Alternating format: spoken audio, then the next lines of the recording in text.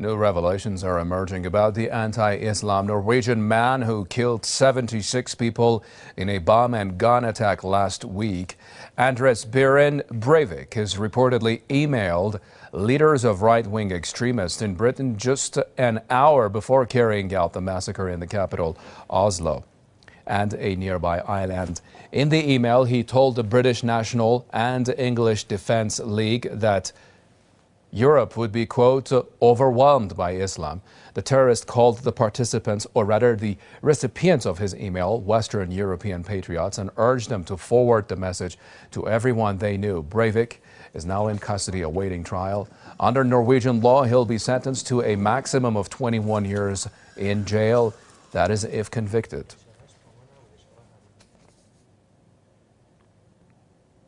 To discuss this a little bit further, let's bring in Mr. Peter Eyre.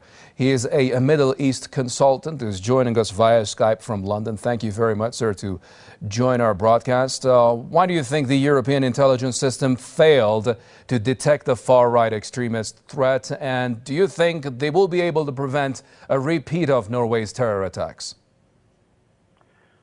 Yes, good morning. I don't think they'll be able to stop this. Because these are one-off attacks, and they happen frequently all over the world, these small breakaway groups. I could see a possible connection with the British National Party, another nationalist party in this country, who also tend to show a trend towards being anti-Islamic.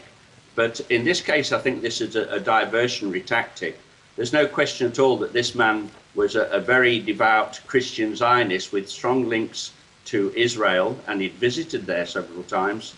And I think also that he was a Freemason, which puts him in line with what we call the New World Order. So there's a very strong Zionist lead there, and these are fragmented groups. They're quite small.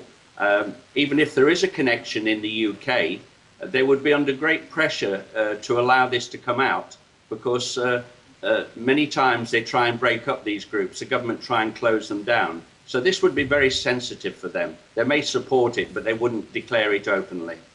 Right. UK media reports show the Norwegian terrorist was in contact with British extremist groups. Why do you think the British government has chosen not to deal with these groups? For the reason I've just said, it's a very sensitive area, and I would not think for 1 minute that there's 100% concrete evidence that that is true. This could be, as I say, a diversionary tactic to take the focus away.